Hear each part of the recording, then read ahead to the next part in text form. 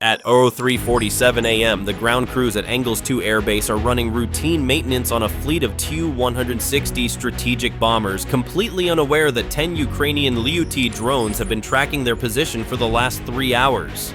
The Russian High Command is so focused on Operation Arctic Endurance near Greenland that they have stripped their rear guard to bolster the northern front. They believe this base, sitting 370 miles from the border, is untouchable. In exactly 8 minutes, a swarm of 165-pound warheads is going to prove that there is no such thing as a safe rear area. Right now, the Kremlin is obsessed with the Arctic.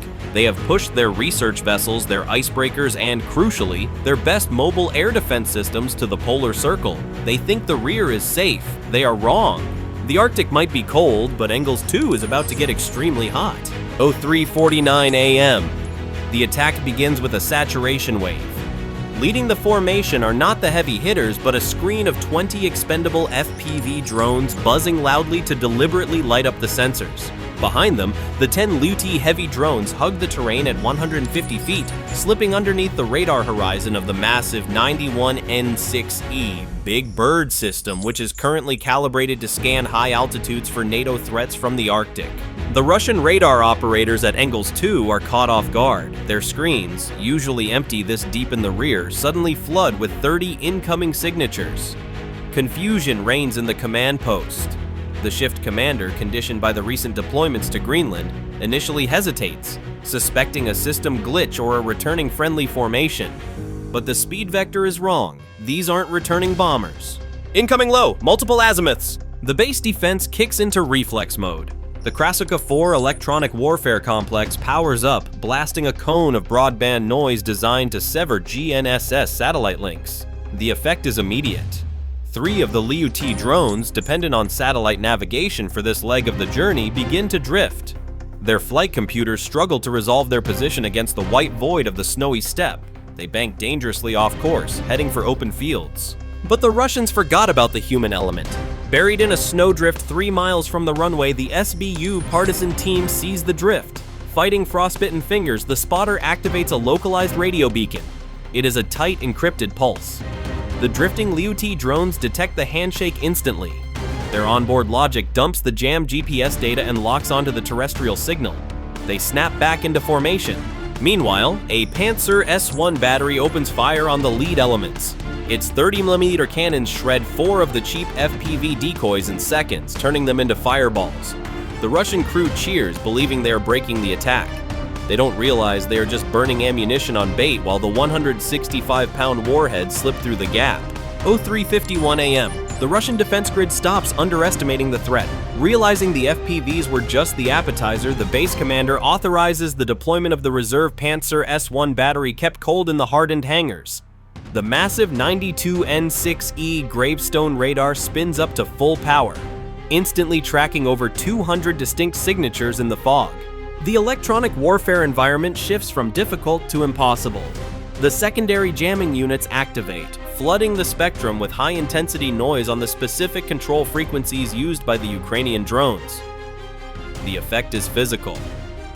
2 of the Liutyi heavy drones, battered by the invisible waves, lose their inertial lock. Their flight paths degrade into erratic, drunken wobbles as their processors overheat trying to filter signal from noise. Inside the Russian command post, the confusion is palpable.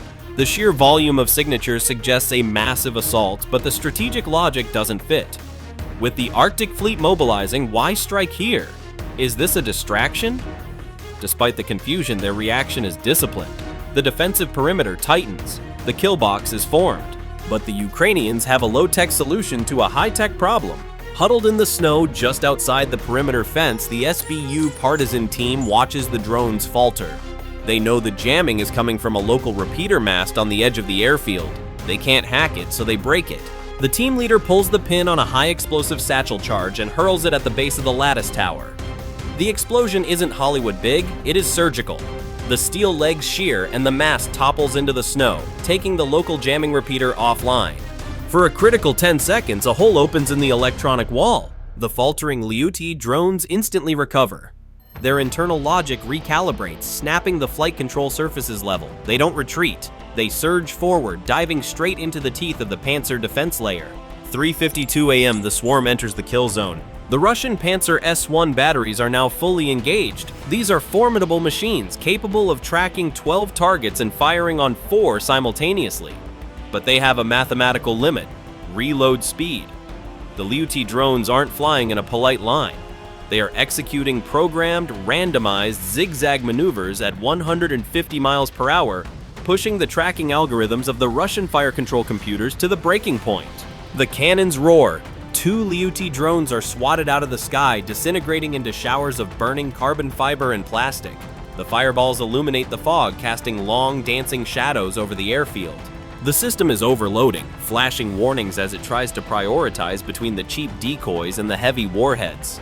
The base commander, realizing the peril, orders the deployment of additional mobile launchers from the nearby Saratov garrison. But logistics is a slow beast. Those reinforcements are 20 minutes away. The war is happening now. Disaster strikes the Ukrainian formation. One of the surviving Liutyi drones takes a piece of shrapnel to its fuselage. The damage severs the release mechanism for its primary payload. But the Arctic Ghosts are designed with fail-safes. The onboard AI detects the mechanical failure and instantly switches from bombing mode to kamikaze mode. It stops trying to drop a weapon and becomes the weapon. Using machine vision, the drone scans the tarmac. It ignores the hangars and the trucks. It searches for a specific silhouette. It matches the distinct swept wing profile of a Tu-95 Bear bomber against its internal database. Target acquired. Simultaneously, the last wave of FPV decoys performs a suicidal dive directly at the Pantsir radar dish. They don't have warheads to destroy it, but they force the Russian system to engage them in self-defense. The Pantsir fires its last ready missiles at the gnats, leaving its tubes empty just as the heavy Liutyi drones roar past, untouched. 3:53 a.m. There are 6 Liutyi drones left. They cross the final fence line of Engels 2. Panic sweeps through the Russian ground crews. The men who were drinking coffee 5 minutes ago are now sprinting across the ice-slick tarmac, scrambling to disconnect fuel hoses and start the massive engines of the bombers.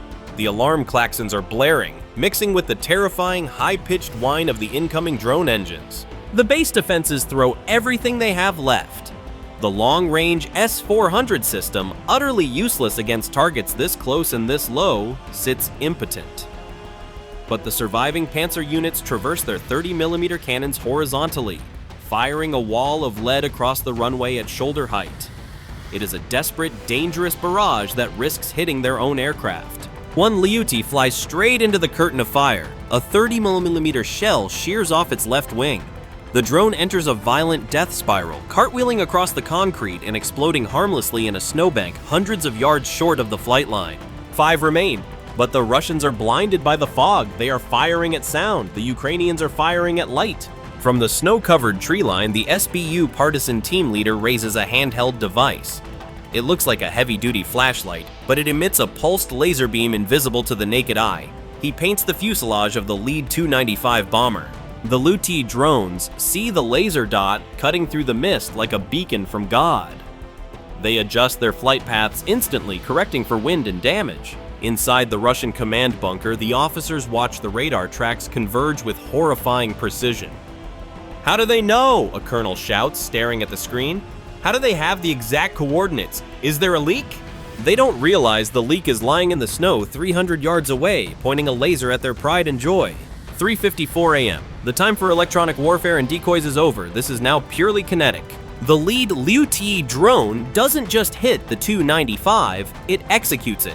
The drone slams into the wing root of the strategic bomber at 160 miles per hour.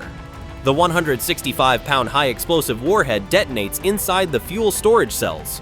The explosion is not just a bang, it is a geological event. The Tu-95 is fully fueled for a patrol mission. Tens of thousands of gallons of aviation kerosene ignite instantly.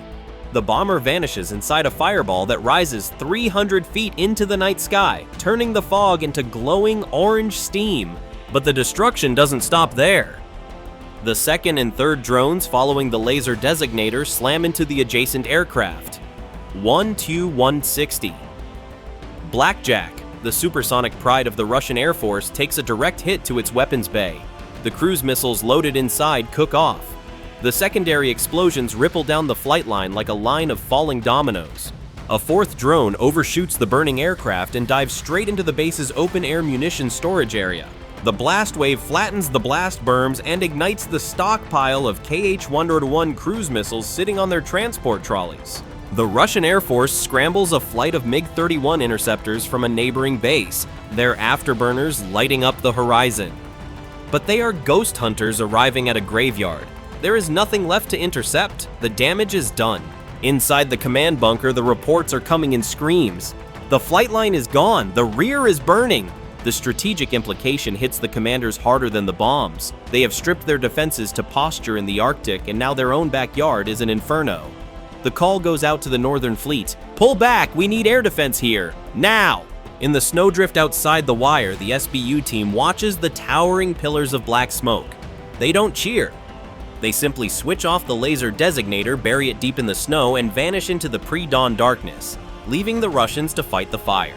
The final impact is a structural disassembly of Russia's nuclear triad. When the last Liutyi drone slams into the fuel-rich wing root of the Tu-95, the laws of thermodynamics take over. The 165-pound high-explosive warhead acts as the detonator, but the bomber itself provides the fuel.